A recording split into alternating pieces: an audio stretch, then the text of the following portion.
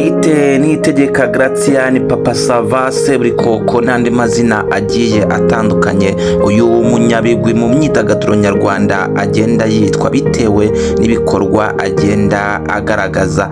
N'ibyishimo rero byatewe nuko uyu nguyu Seburikoko cyangwa se nitegeka Gracian yari kwishimira ko umuyoboro we wa YouTube wiyise nitegeka Gracian wari umaze kuzuza abawukurikira cyangwa se abasubscribers miliyoni.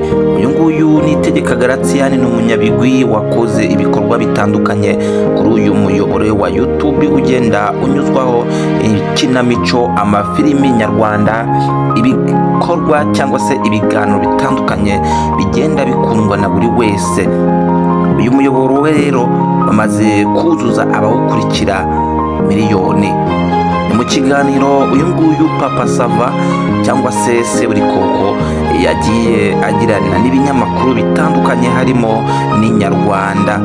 Seburikoko yaganiriye nabo agira ati ndishimye cyane kubera ko ubu ngubu umuhigo twiyemeje turawujuje, tugize abadukurikira miliyoni imwe kuri uyu muyoboro wacu wa YouTube.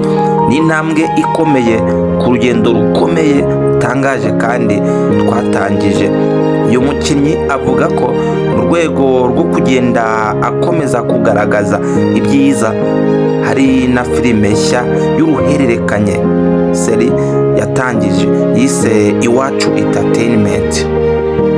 Seburikoko rero ubu ngubu akaba afite filime y'uruhererekanye azaza agenda anyuza kuri televiziyo zitandukanye harimo na Zacu TV.